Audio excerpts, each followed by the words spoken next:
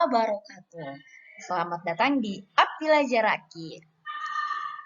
Dan apapun yang dilakukan, alangkah baiknya kita berdoa. Mari berdoa bersama-sama sesuai dengan kepercayaan masing-masing. Sejarah kelahiran Pancasila. Tentang latar sejarah kelahiran Pancasila, dan perumusan Pancasila. Nah, di materi perumusan Pancasila, kita sudah belajar bahwa rumusan Pancasila yang sudah didiskusikan oleh Panitia 9 dan BPUPK ini kemudian dimasukkan ke dalam Piagam Jakarta. Nah, kali ini kita akan belajar kapan Pancasila ditetapkan atau proses penetapan Pancasila. Penetapan Pancasila sebagai dasar negara. Nah, alurnya, teman-teman dapat melihat gambar di bawah.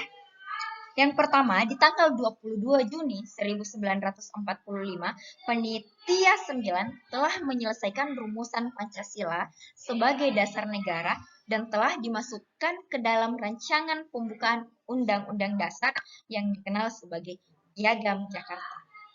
Kemudian, di tanggal 10 sampai 16 Juli 1945, sidang kedua BPUPK dilakukan dan membahas rancangan Undang-Undang Dasar. Piagam Jakarta yang dijadikan pembukaan bagi rancangan Undang-Undang Dasar tersebut, yang di dalamnya pada alinea keempat berisikan Pancasila. Kemudian, di tanggal 17 Juli 1945, dilaporkanlah hasil kerja penyusunan Undang-Undang Dasar dan laporan diterima pada sidang pleno BPUPK. Ada 3 hal pokok laporan, yaitu pertama, pernyataan Indonesia merdeka, kedua, pembukaan Undang-Undang Dasar, dan yang ketiga adalah Undang-Undang Dasar atau batang tubuhnya. Akhirnya, di tanggal 17 Agustus 1945, BPUPK dibubarkan dan dibentuklah yang namanya PPKI, Panitia Persiapan Kemerdekaan Indonesia. Akhirnya, setelah perjuangan yang begitu panjang, di tanggal 17 Agustus 1945, Indonesia memproklamasikan kemerdekaan Indonesia dan menyatakan negara dibangun di atas fondasi atau dasar negara Pancasila yang sudah dirumuskan. Di hari kemerdekaan saat itu, setelah dilakukan proklamasi, akhirnya dasar negara Indonesia dibacakan pula di hari itu. Setelah pembacaannya, ada beberapa pihak yang belum merasa nyaman dengan rumusan Pancasila tersebut, yakni pada sila pertama. Beberapa kalangan merasa rumusan itu terlalu bernuansa Islam. Akhirnya, banyak tokoh yang mendatangi Hatta agar rumusan sila ketuhanan diubah.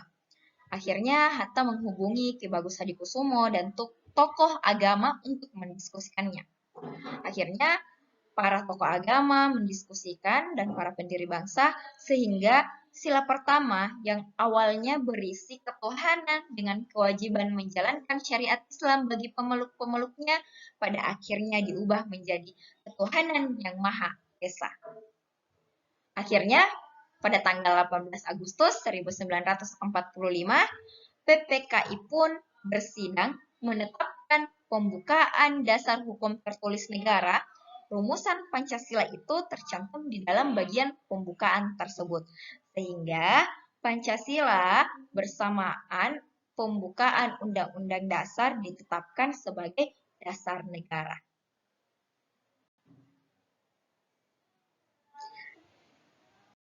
Nah, itu tadi proses penetapan Pancasila. Nah, jika kita melihat bagaimana proses perumusan hingga penetapan Pancasila, ada beberapa sikap positif dari para pendiri negara dalam proses perumusan dan penetapan Pancasila sebagai dasar negara.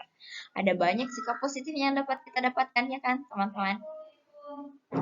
Positif dari para pendiri negara yang dapat kita tiru yaitu pertama, menghargai pendapat orang lain, tertib, musyawarah, dan toleran. Kemudian nilai semangat dari para pendiri negara yang bisa kita contoh adalah semangat nasionalismenya mereka, semangat patriotismenya, solidaritas dan kesetiakawanan, serta bertanggung jawab. Nah, kenapa para pendiri negara kita bisa pada akhirnya membawa kita pada kemerdekaan? Karena para pendiri negaranya kita ini memegang komitmen yaitu mengutamakan kepentingan bangsa dan negara, semangat persatuan, mereka rela berkorban, dan cinta tanah air.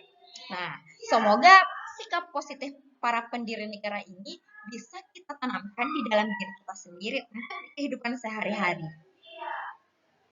Nah, oke teman-teman, sekian pembelajaran kita hari ini. Semoga bermanfaat, semoga teman-teman bisa mengingat bagaimana proses penetapan Pancasila, kemudian semoga teman-teman bisa menerapkan sikap-sikap positif dari para pendiri negara. Baik, terima kasih. Wassalamualaikum warahmatullahi wabarakatuh.